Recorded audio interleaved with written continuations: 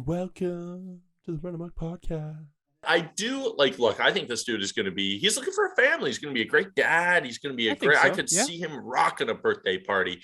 But then really the date was defined by Cassidy. And I got to say, she's obviously the worst. She's obviously, well, maybe you guys disagree. I think she came in not really caring whether she got the villain edit or not. I think she just cared about, going far enough in the show that she could boost her status a bit. She's looking for those hair vitamins. Her and Shanae. She is looking for those hair vitamins, and we can get into when Shanae kind of emerges as a big figure. We can get into whether Shanae is looking for the villain editor. She might just be off her rocker. She might just be a nut. I love that saying. It is tough. It is tough to gauge. But Cassidy, I don't know, job well done. I guess she was the first girl's name that I actually really remembered. Yeah. What were your thoughts on her on that date? I completely agree with that because I didn't necessarily peg her as a villain right off the bat in that date. She was ambitious. She was going after, what she wanted to, pulling Clayton aside and having that steamy little makeout sesh by the pool and stuff like that. Quite steamy. 2 times, I think, actually, over the course of that thing. Yeah. Mm-hmm. And I, at the time of watching it, I thought that the other girls were making kind of a bigger deal about all that than they should have been. I thought that I wasn't necessarily siding with Cassidy, but I thought, oh, okay, I don't know if it's that bad. She's there for for him at the end of the day, not to. How'd you feel about Genevieve and the cake, though?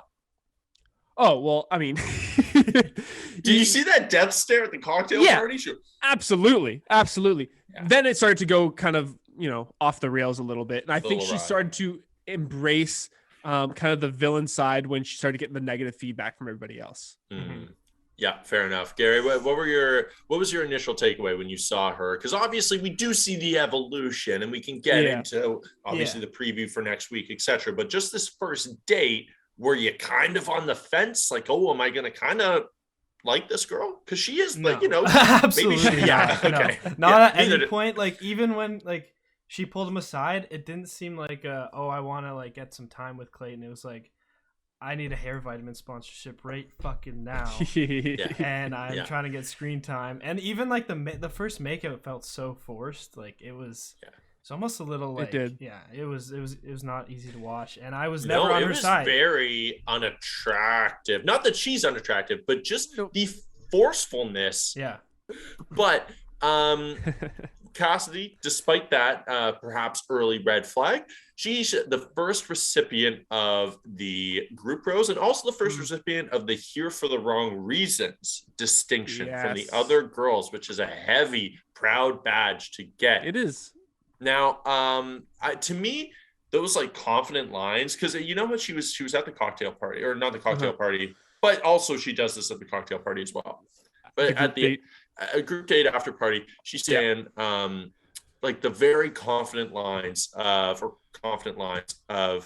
I want to kiss you, and he goes, you're a good kisser. She goes, I know.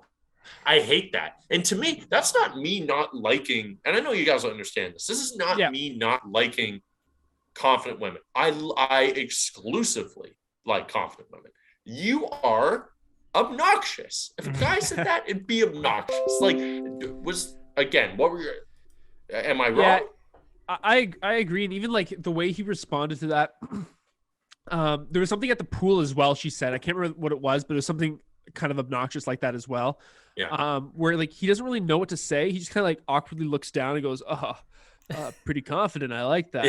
You're what? No, what else don't. Are you saying that? No, you don't. You hate it. Yeah. So that kind of seeing that reoccur and reappear kind of, I don't know. Yeah. She also kept saying I like you. She kept being oh, I like you so much. I like you. I like you. You don't know him. We get it. You just met him. It's the first episode. Yeah. So maybe ask some supplementary questions. Yeah, exactly. Maybe ask where he's from. Going. It's so clearly she just keeps forcing the issue and she's just. Do you think if you'd ask her in that exact moment, where's Clayton from, could she tell you?